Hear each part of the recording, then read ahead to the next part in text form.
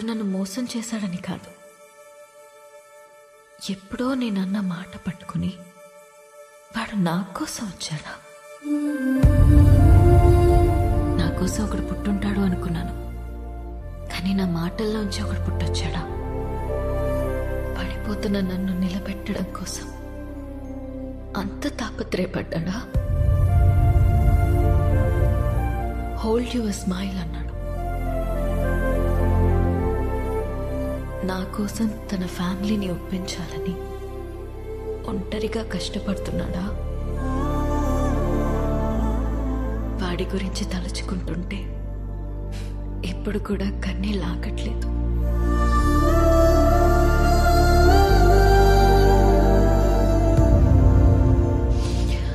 ఇప్పటికిప్పుడు వాడిని హక్ చేసుకోవాలనుంది, కానీ వాడి హక్ నాకు ఈ లైఫ్లో దొరుకుతుందో లేదో తెలియడం లేదు.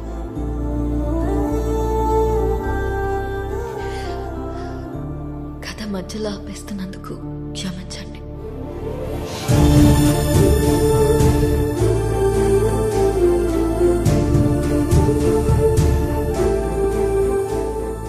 ఆగో,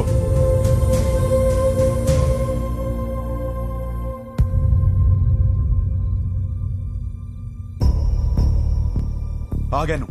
చెప్పండి. వెళ్ళి పెళ్లి చేసుకుంటావో ఏం చేసుకుంటావో నీ ఇష్టం, ఎలాగైనా బతుకు. ఇక నీకు మాకు ఏ సంబంధం లేదు. కానీ వెళ్లే ముందు ఆ అమ్మాయికి సారీ చెప్పేసి వెళ్ళు.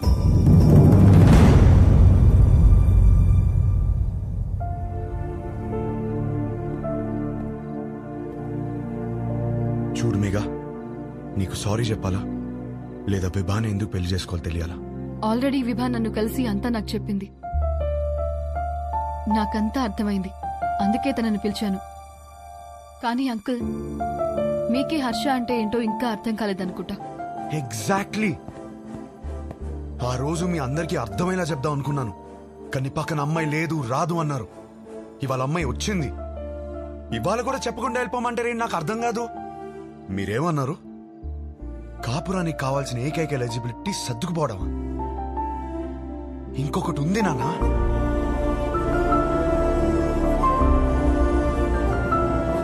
విభా మాటల్లో కనిపించిందే రొమాన్స్. అది అస్సలైన ఎలిజిబిలిటీ. విభాన్ కలిసి మొదటి రోజే అడిగేసింది, what you expect from my married life అని. నేనేదోలా ఏదేదో అనేసాను, లవ్ అని కూడా అన్నాను. కానీ ఆ తర్వాత తెలిసింది లవ్ కన్నా గొప్పది రొమాన్స్ అని. నా లైఫ్ అంతా రొమాన్స్ తో నిండిపోవాలి. అంటే ఏంట్రా, మీ అంతా రొమాన్స్లు చేయకుండా కాపురాలు చేస్తున్నావా, పిల్లలు కనేస్తున్నావా? మామయ్య, మీకు ఎలా చెప్పాలి? మీకు ప్రేమ అంటే అర్థమవుతుంది, రొమాన్స్ అనగానే ఏదో బూతులా మాట్లాడతారని నాకు అర్థం కాదు.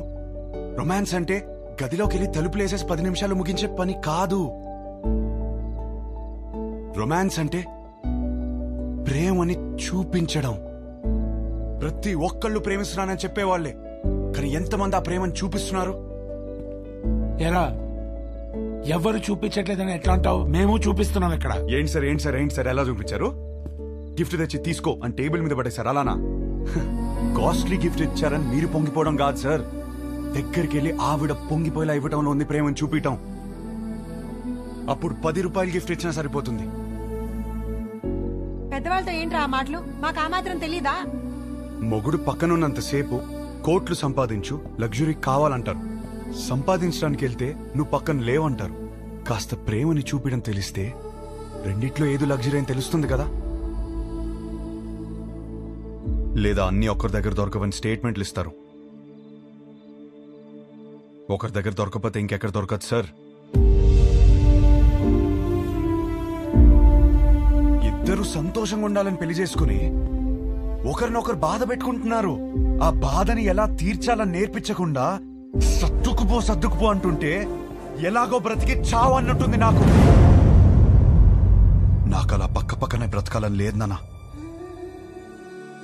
నాకు నా వైఫ్ తో చాలా అంటే చాలా దగ్గరగా బ్రతకాలనుంది. అలా బ్రతకాలని తెలిసిన అమ్మాయి విభా కాపురం పాత పడకుండా ఫ్రెష్ గా ఉండాలంటే ఒక గ్రేట్ రొమాన్స్ కావాలని తెలిసిన అమ్మాయి విభా.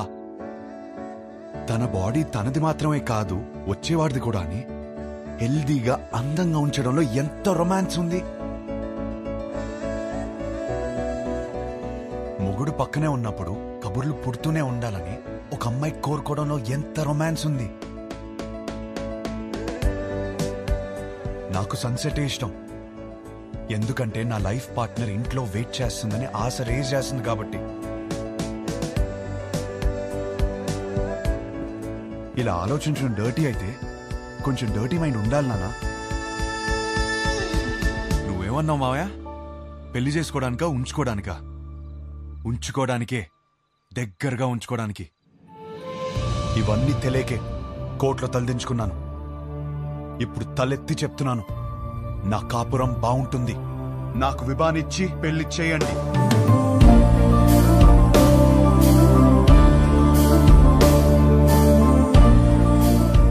కాలు పట్టుకుని ఒప్పిస్తాడనుకుంటే మెడపట్టేసుకున్నాడేమిటి?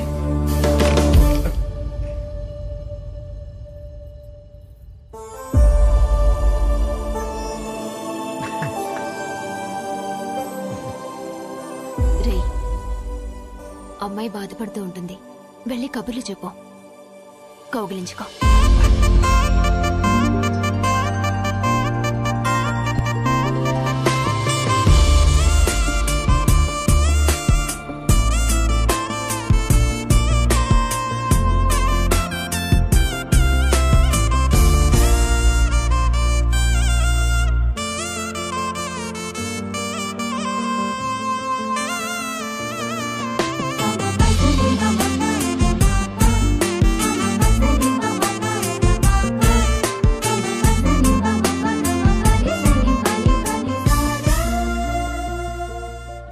కౌగిలించుకోమంది, ఇంకా కబుర్లు చెప్పుకోమంది.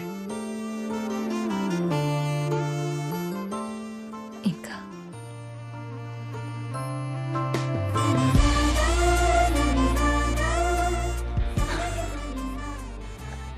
నీతో కనీసం 25,000 మీల్స్ కలిసి తినాలి.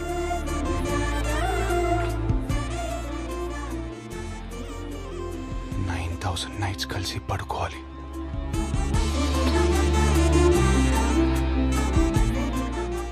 కొన్ని వందల వెకేషన్కి వెళ్ళాలి. అన్నిటికీ మించి కొన్ని లక్షల కబుర్లు చెప్పుకోవాలి.